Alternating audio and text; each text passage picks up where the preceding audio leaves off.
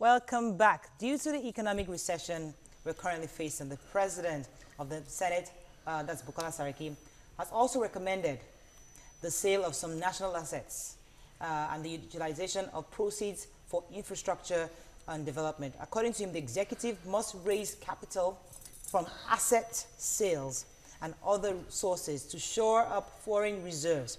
This will calm investors actually, and discourage currency speculation and stabilize the economy. What do you think? Is selling our national assets the way to go? Join 806-68014. You can tweet to us at TVC Connect. Please hashtag your view TVC so we can read your tweets. Sir, welcome to the show again. Thank it's you good to have you for on. inviting me. Yes, so you've been hearing the call for the sale of the national assets. Aliko Dangote endorsed it. Our Senate President has endorsed it. Quite a number of people, but of course, Labour is saying, no way. What's your position on this sale of the possible sale of assets? Well, I think all these suggestions are coming out of deep frustration with the inertia, if I can put it that way, the lack of movement. We're just there, stagnant. Salaries cannot be paid, no infrastructure being developed. We're just there as if we are in the Stone Age. And of course, a lot of people are worried that how do we move forward? And so one of the suggestions is that we should go and sell what we have, what the Yorubas will call akotileta. Hey, I was waiting. I knew you were going to throw what you know, and damn. I think I will support a middle of the road approach. And what do I mean by that? Is that, yes, I support guided privatization. Yes. You know, where you privatize national assets. You can concession and say, okay, the Muritala Mohammed International Airport, enough of this embarrassment. Okay. It's ignominious. Yes. You know, passing through that, I came from Accra, and first you have to come onto the tarmac, even under the rain. Come onto the tarmac, run, and then walk across, and then go by a toilet, and you climb, and you can imagine the stench that oozes out of that place. The escalators are not working at all. The elevators, I'm sure, are about 30, 40 years old. And you ask yourself, this is an airport that makes money in Forex 24/7. So what do? You don't just sell it off.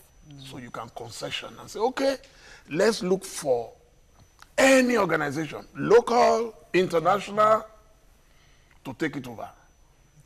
The other alternative, get executives who have managed, if you look at the Dubai airport, for example, goodness sake. They brought in a man who used to work with Virgin Atlantic to come and manage it. Even the Bank of England is being managed by a Canadian.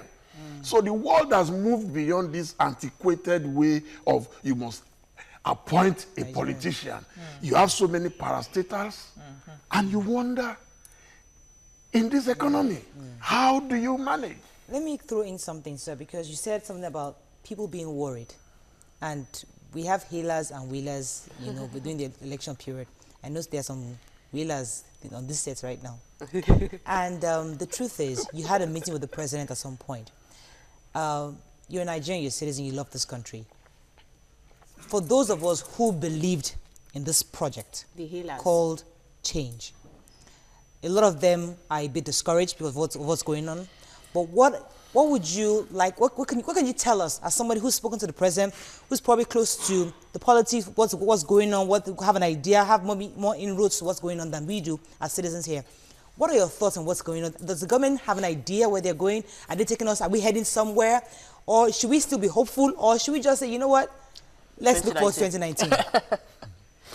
Well, it's not always as simple as that. I am not in government. I follow the activities of government. Everyone definitely is worried. I believe most people would never tell the president the truth. I try in my column every Saturday in this day to write what I feel. A lot of people call me, Yeah. whether they're in government or outside government.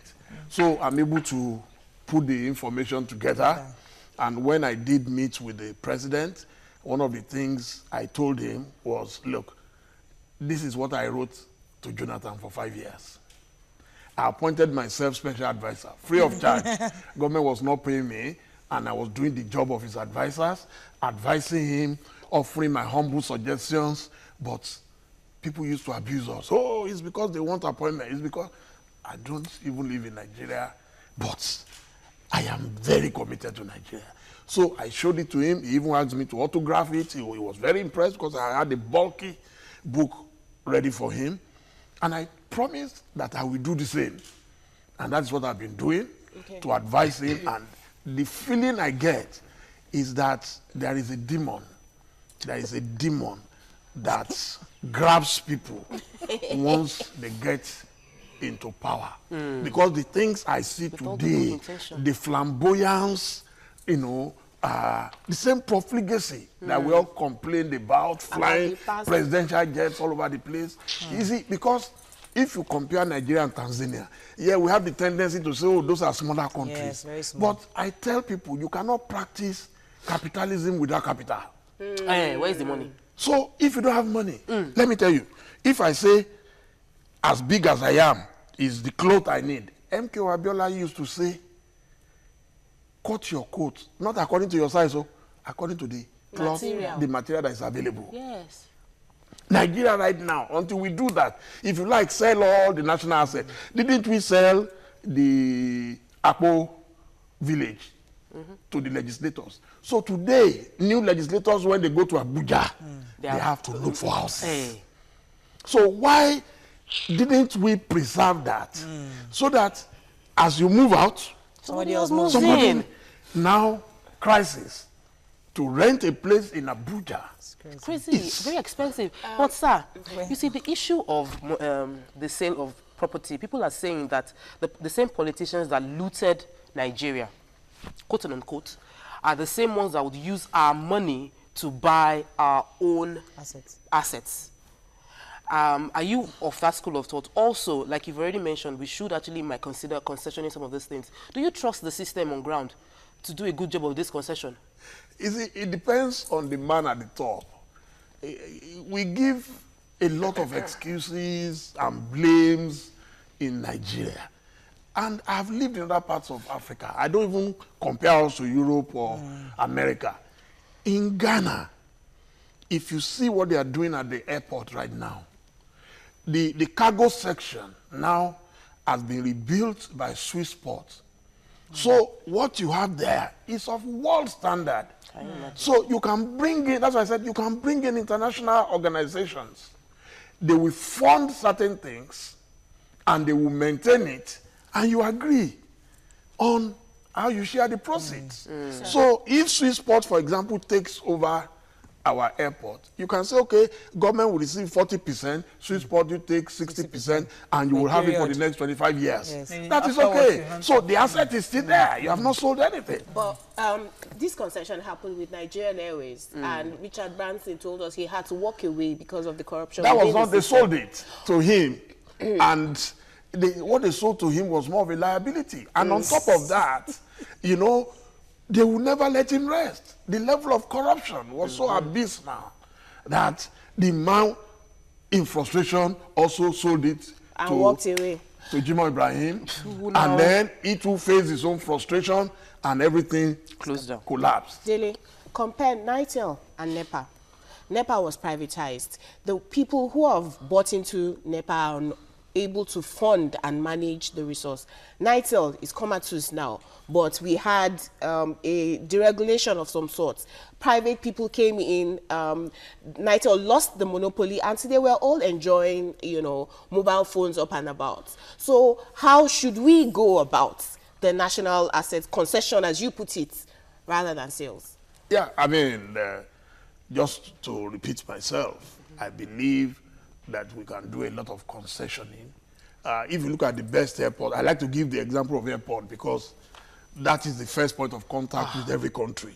If you look at Murtala Mohammed II the one by Courtney, Yes. you will see that it has some sanity. Yeah.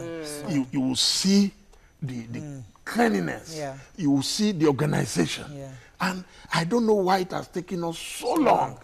Let me pause you there for to a do. Let me pause. Let me take this call from Femi from my papa. Are you there? Femi? Yes. Good morning. If you Please look go at ahead. to me, in my own view, I just believe that our government seems confused. Look at the road to Apapa Port. Apapa Port has been concessioned. The road is terrible. Now, that they say we are diversifying.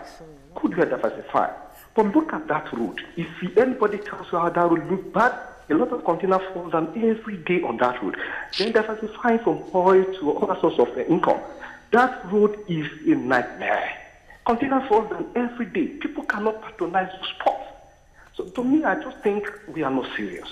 That's my view. Right. Thank you very much. Yes, Uwa. So, do you think that we're prejudging this this government compared to the last one? Because you see, most of this concessioning and privatization that happened with the previous administration. So, for instance, now, if we say we want to privatize things like National Art Theatre, that will start bringing in money, our airports and all that, how do you think we would what should Nigerians look out for as indicators to show that this one now is actually a transparent transaction, since we are dealing with a new government? Most of this privatization that happened in the previous administration. It is not that you cannot sell assets. There are some assets that are moribund and government cannot even manage them. Yes. Look at the National Stadium in Surulere, for example. It has become a place for pepper soup joint. That is a national calamity. Embarrassment. You know, and if we had a good league series like they have in England, for example, there is no reason why we cannot have, you know, maybe a football team. If you look at Arsenal, you have the Emirates. Yes. They branded it, and it's called the Emirates Stadium. There's no reason why we can't have that. Is it because it will create employment for our youths? Okay. Now we're not training. We do lastminute.com all the time. So when we have a competition tomorrow, that's when we suddenly remember that, oh, who can play table tennis or who can play lawn tennis? Let me take this call from Olawale from Amukoko. Are you there? Good morning, Murayo. Good morning. How are you? Good morning, and Dele Momodu. Good morning, sir. Good morning, sir. How are you? You are my man any time.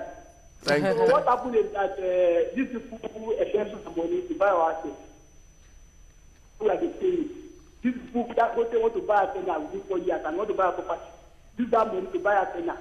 You say, do not calculate them. So I'm asking you, instead of using that money to tell them you want to use it to go. Sorry, it wasn't clear, but I think I'd like to connect that with the question. Do you agree with NLC saying that, listen, these same rich people, the few, the Dangotes and a few others, are the ones that want to buy these assets and then use our money, and also it will feel as though that we're being taken advantage of, according to what NLC is saying, of the people. Do you agree with that? I would say for now, and going by the mood of the country, Yes. that's why I said middle of the road. Yes. Less concession. Let's say Aliko says he's interested in the National Stadium, for example. You can say, okay, come in, put in money, fix the place, but government will still generate something from it. Is it because that place has been there for so many years? Are we ready for this concessioning? You know Oh, why I say that? yeah. Because Oh, you yeah, see, definitely. The Lekki Aja Road, that was that's the concession now. That happened with LCCI and all that. Now they started paying what's it called, toll fees for the route, and a lot of them were complaining there were too many what's it called? My dear sister, there is nothing that you will do that someone somewhere would not complain. But are we ready for that? Because we should be ready to say that once it's been concession, it means that we are going to be paying. We all travel abroad, Okay. and we'll see. You will not go to New York today, and you go through the tunnel, and you won't pay. Why won't you pay? Because you know that is the money they use to maintain the roads. So when you say some roads are good, it's because someone is paying for it. And in a situation where government is broke, we must be very creative and think Outside the the box. box, Yeah. Okay, let's take a quick break. When we come back, we need to talk future ahead, you believe, because one of the reasons why you're here also is to help young people out there understand where we are heading. And if we can continue to have hope in these times of recession. Stay with us. We'll be right back.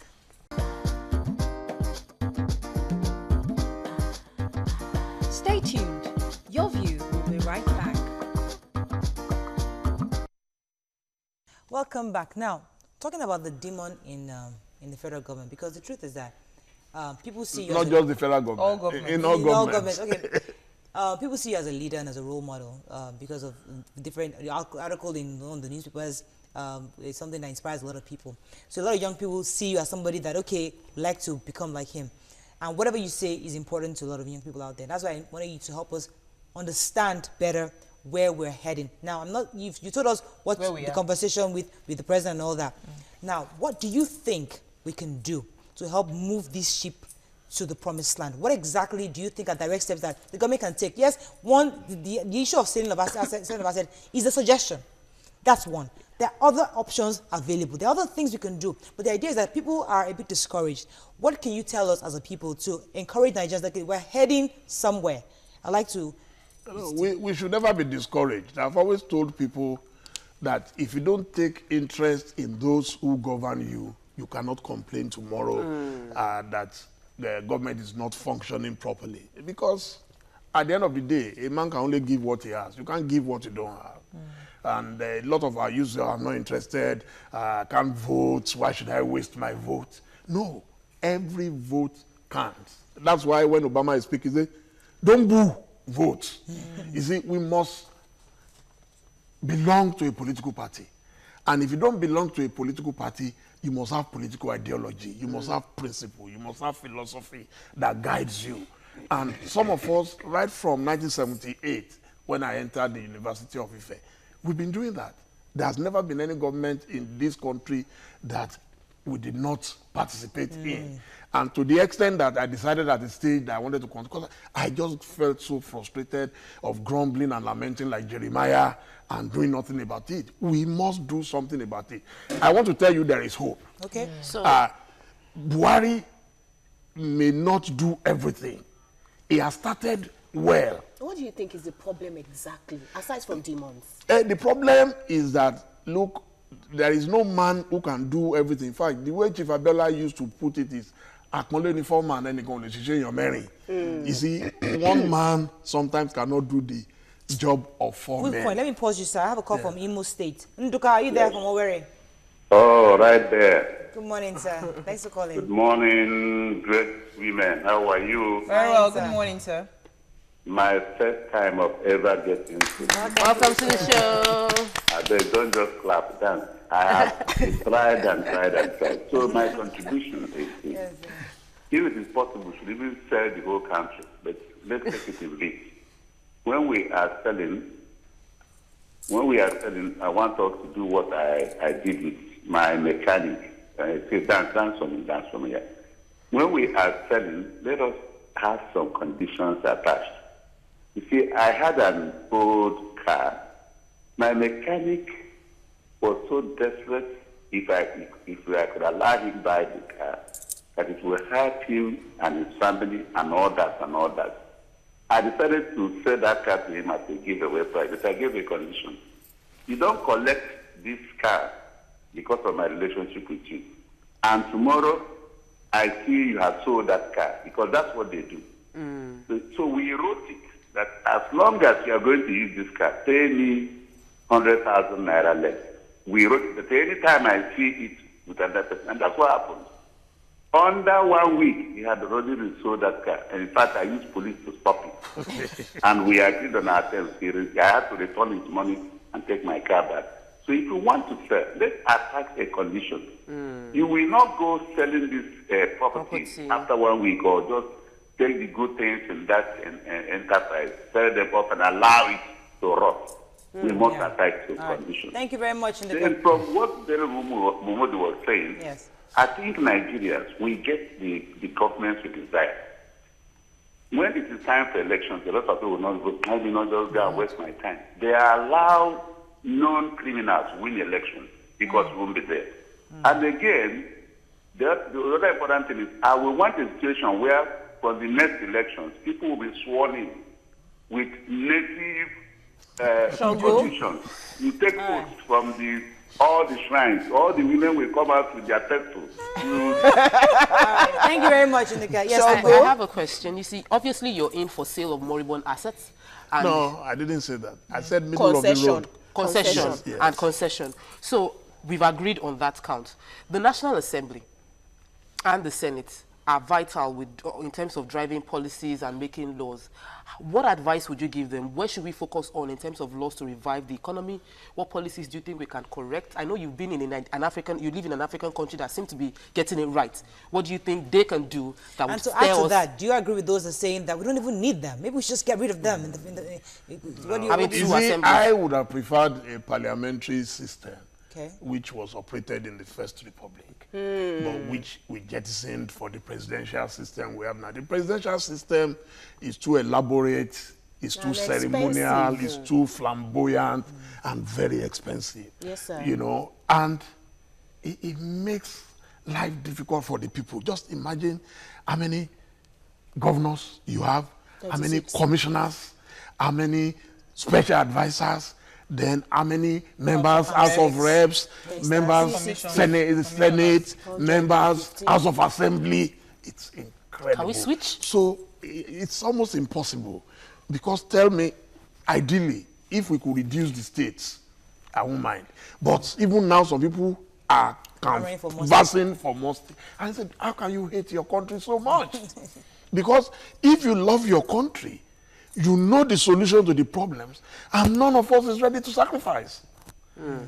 That the key word is sacrifice.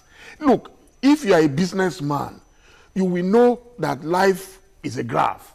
It goes up and down. I would love to fly a private jet, but if I can't afford it, so be it. If I buy it, the business then suffers. I'm stupid. And that's what's happening in Nigeria. Everybody, once you go into government, you believe government must provide everything. Maybe it should get to a stage where people have to volunteer To come and help you brush your to teeth. go into government and say, I am coming, you are not going to buy me a car, you are not, Nigeria has already provided enough for me. Nigeria has been very good, all of us, we benefited from the country. So let us go into government only when you are ready to sacrifice. Maybe that will help us. Daniel Oluwasegun says, so far, he doesn't have the capacity to take us out of recession without selling our national assets on, talking about the president. Abubakar Dankajiba says, Dele Momodu, your language has shown that you're supporting the sales of national assets. Ben Buki says, if this government cannot manage our assets, we can't trust them with money they will realize from selling it. Sorte says, the problem is that we have a lot of greedy and self-absorbed people in Nigerian government.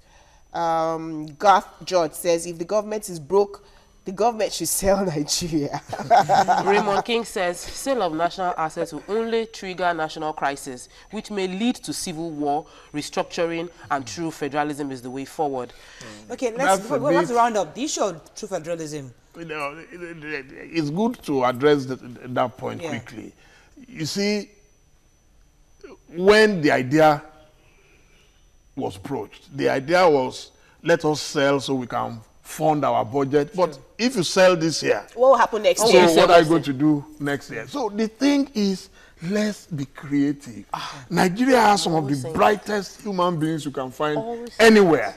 And trust me, if they sit them down, they will come up with a business package that can generate a lot of money instantly, quickly, and we'll be out of this creative deadwood. Thank you very much, sir. Thank you. It was pretty insightful having you on the show. Thank you so much for inviting me. I'd like to have you again. I have several questions. Well, on a more personal note. If I'm in the country, why not? That's all we can take on the show today. Thanks for joining us. Don't forget, you can watch a repeat. We should be coming back to 9 p.m. I think Project 9 p.m. We should be 9 p.m. today. Tonight. So hopefully, but maybe if not, we'll try to sort it out. But you can also catch us on DSTV channel 418 and on Concert channel 801. Have a lovely day. See you tomorrow. Bye-bye. Bye.